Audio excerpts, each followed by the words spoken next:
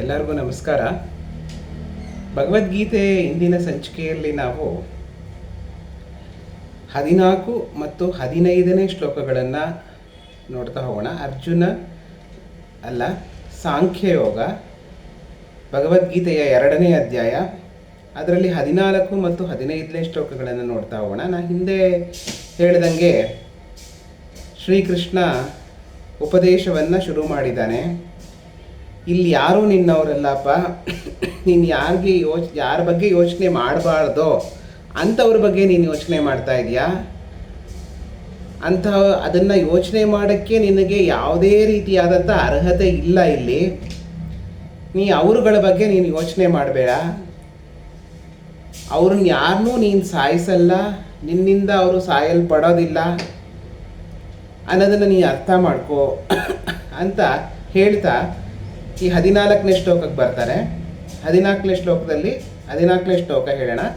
ಮಾತ್ರ ಸ್ಪರ್ಶಾಸ್ತು ಕೌಂತೆಯ ಶೀತೋಷ್ಣ ಸುಖ ದುಃಖದ ಆಗಮಾಪಯಿನೋ ನಿತ್ಯ ಸ್ಥಾನ್ಸ್ತಿ ತೀಕ್ಷಸ್ವ ಭಾರತ ಅಂತ ಹೇಳ್ತಾನೆ. ಭಾರತ ಅಂದರೆ ಅರ್ಜುನನಿಗೆ ಹೇಳ್ತಾನೆ.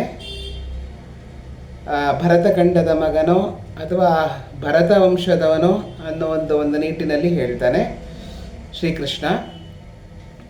ಇಲ್ಲೇನಪ್ಪ ಹೇಗಿದೆ ಅಂದರೆ, ಈ ಶೀತ ಉಷ್ಣ ಇದೆಲ್ಲ ನಮ್ಮ ದೇಹಕ್ಕಾಗೋದು, ನಮ್ಮ ಪಂಚೇಂದ್ರಿಯಗಳ ಅನುಭವಕ್ಕೆ ಬರುವಂಥದ್ದು.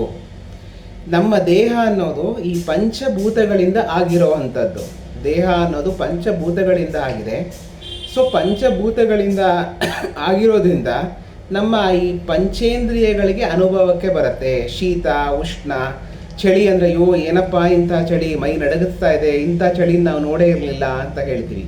ಹಾಗೆ ಶೆಕೆ ಅಂದರೆ ಅಯ್ಯೋ ಇದೇನಪ್ಪ ಇದು ಸುಡ್ತಾ ಇದೆ, ಸುಟ್ಟೇ ಹೋಗ್ತೀವೋ ಏನೋ ಅಂತ ಹೇಳ್ತೀವಿ. ಒಂದನ್ನು ಜಾಸ್ತಿ ನಾವು ತಡ್ಕೊಳಕ್ಕಾಗಲ್ಲ. ಇದೆಲ್ಲ ಆಗೋದು ಎಲ್ಲಿಗೆ? ನಮ್ಮ ಒಂದು ಪಂಚೇಂದ್ರಿಯಗಳ ಅನುಭವಕ್ಕೆ ಬರುತ್ತೆ. ಹಾಗೇನೆ ನಾವೊಂದು ತುಂಬ ಚಳಿ ಇರುತ್ತೆ, ಬೆಂಕಿ ಹಾಕೊಂಡು ಮೈ ಕಾಯಿಸ್ತಾ ಕೂತ್ಕೊಂಡಿದ್ರೆ ಅದೇ ಒಂದು ಸುಖ, ಅದು ನಮ್ಮ ಒಂದು ಪಂಚೇಂದ್ರಿಯಕ್ಕೆ ಆಗುವಂಥ ಅನುಭವ. ಅದೇ ಒಂದು ಕಿಡಿ ನಮ್ಮ ಒಂದು ಚರ್ಮದ ಮೇಲೆ ಬಿತ್ತು ಅಂದರೆ ಆವಾಗ ಉರಿಯಕ್ಕೆ ಶುರು ಆಗುತ್ತೆ, ಅದು ದುಃಖ. ಇದೆಲ್ಲ ಆಗೋದು ಪಂಚೇಂದ್ರಿಯಗಳಿಗೆ. ಪಂಚೇಂದ್ರಿಯಗಳು ಪಂಚಭೂತಗಳಿಂದ ಮಾಡಲ್ಪಟ್ಟಿದೆ, ಅದರಿಂದ ಆಗ್ತಾ ಹೋಗುತ್ತೆ. ಇದನ್ನು ಗೆದ್ದವನು, ಸುಖ ದುಃಖಗಳಿಂದ ಹೊರಗೆ ಬಂದವನು. ಇದು ಆಗತ್ತೆ. ದುಃಖ ಅನುಭವಿಸಲೇಬೇಕು, ದುಃಖ ಅನ್ನೋದು ಅನುಭವಿಸಲೇಬೇಕು, ಸುಖ ಅನ್ನೋದು ಅನುಭವಿಸಲೇಬೇಕು. ಒಂದು ಒಳ್ಳೆಯದು ಅನ್ನೋದು ಕೆಟ್ಟದ್ದು ಅಂತ ಹೇಳ್ಬೋದು. ಒಂದು ಪಾಸಿಟಿವ್ ಆದರೆ ಇನ್ನೊಂದು ನೆಗೆಟಿವ್, ಎರಡೂ ನಮ್ಮ ಜೀವನದಲ್ಲಿ ಸಹಜ. ಆದರೆ ಎರಡನ್ನೂ ಸಮವಾಗಿ ನೋಡ್ತಾ ಹೋಗು. ಸುಖ ಬಂದಾಗ ತುಂಬ ಹಿಗ್ಗಿ ಅಹಂಕಾರ ಪಡಬೇಡ, ಹಾಗೆ ದುಃಖ ಬಂದಾಗ ತುಂಬ ಕುಗ್ಗಿ ಪಾತಾಳಕ್ಕೆ ಹೋಗಬೇಡ ಅಂತ ಶ್ರೀಕೃಷ್ಣ ಹೇಳ್ತಾನೆ. ಎರಡೂ ಒಂದೇ ಥರ ನೋಡ್ಕೋ. ಎರಡನ್ನೂ ಒಂದೇ ಥರ ನೋಡೋನು ಜ್ಞಾನಿ ಆಗ್ತಾನೆ ಅಂತ ಹೇಳಿ ಶ್ರೀಕೃಷ್ಣ ಮುಂದಿನ ಶ್ಲೋಕಕ್ಕೆ ಹೋಗ್ತಾರೆ. ಅಲ್ಲಿ ಯಂ ಹೀನ ವ್ಯಥಯಂತೇತೆ ಪುರುಷಂ ಪುರುಷಶ್ರಭ ಸಮ ದುಃಖ ಸುಖಂ ಧೀರಂ ಸೋಮೃತತ್ವಾಯ ಕಲ್ಪತೆ ಅಂತ ಹೇಳ್ತಾನೆ. ಯಾವುದ್ರ ಬಗ್ಗೆನೂ ವ್ಯಥೆ ಮಾಡಬೇಡ. ಇವ್ರು ನಮ್ಮವರು, ಇವರಿದ್ದರೆ ನನಗೆಲ್ಲ, ಯಾರೂ ಇಲ್ಲಿರಲ್ಲ, ಯಾರೂ ಶಾಶ್ವತ ಅಲ್ಲ. ನೀನು ಸಾಯಿಸದೇ ಇರ್ಬೋದು, ಬೇರೆ ರೀತಿಯಲ್ಲಿ ಅವ್ರಿಗೆ ಏನೋ ಆಗಬಹುದು. ಆವಾಗ ಅದಕ್ಕೆ ವ್ಯಥೆ ಪಡ್ತಾ ಕೂತ್ಕೋತೀಯಾ? ಇಲ್ಲಿ ನೀನು ನಿಮಿತ್ತ ಮಾತ್ರ ಅಷ್ಟೇ, ಅವ್ರ ಬಗ್ಗೆ ವ್ಯಥೆ ಮಾಡಬೇಡ. ಪುರುಷೋತ್ತಮ, ಪುರುಷರಲ್ಲಿ ಉತ್ತಮನಾದವನೇ ಅಂತ ಒಂದೊಂದು ಶ್ಲೋಕದಲ್ಲಿ ಒಂದೊಂದು ಹೇಳ್ತಾ ಹೋಗ್ತಾನೆ.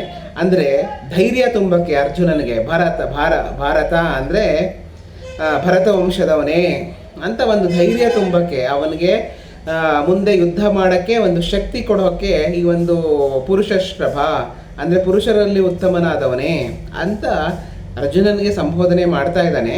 ಇಲ್ಲಿ ಸಮ ದುಃಖ ಸುಖಂ ಧೀರಂ, ಯಾರು ಸುಖ ಮತ್ತು ದುಃಖದಲ್ಲಿ ಒಂದೇ ಥರ ಇರ್ತಾರೋ ಅವರೇ ಧೀರರು, ಶೂರರು. ಈ ಸುಖ ದುಃಖ ಸೋಲು ಗೆಲುವು ಇದರಲ್ಲಿ ಒಂದೇ ರೀತಿಯ ಒಂದು ಭಾವನೆಯನ್ನು ಮೂಡಿಸ್ಕೊಂಡು ಹೋಗಬೇಕು ಅಂತ ಶ್ರೀಕೃಷ್ಣ ಅರ್ಜುನನಿಗೆ ಹೇಳ್ತಾನೆ. ಇದು ನಮ್ಮ ಒಂದು ಜೀವನಕ್ಕೂ ಅನ್ವಯಿಸುತ್ತೆ. ನಮಗೂ ಈ ಸುಖ ದುಃಖ ಚಳಿ ಉಷ್ಣ ಗಾಳಿ ಶೀತ ಎಲ್ಲ ಒಂದು ಆ ಋತುಮಾನದ ಪ್ರಕಾರವಾಗಿ ಬರ್ತಾ ಇರತ್ತೆ. ಹಾಗೆ ಸುಖ ದುಃಖಗಳು ಬರ್ತಾ ಹೋಗ್ತಾ ಇರತ್ತೆ.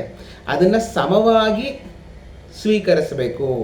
ಸಮವಾಗಿ ಅದನ್ನು ಸ್ವೀಕರಿಸಿ ನಮ್ಮ ಒಂದು ಮುಂದಿನ ಕೆಲಸವನ್ನು ನಮ್ಮ ಒಂದು ಕರ್ಮವನ್ನು ಮಾಡ್ತಾ ಹೋಗಬೇಕು ಅನ್ನೋದು ಈ 2 ಶ್ಲೋಕಗಳ ತಾತ್ಪರ್ಯ ಆಗತ್ತೆ. ಇಲ್ಲಿಗೆ ಇದನ್ನು ಮುಗಿಸೋಣ. ಮುಂದಿನ ಶ್ಲೋಕಕ್ಕೆ ನಾಳಿನ ಸಂಚಿಕೆಯಲ್ಲಿ ನೋಡ್ತಾ ಹೋಗೋಣ. ಎಲ್ಲರಿಗೂ ನಮಸ್ಕಾರ.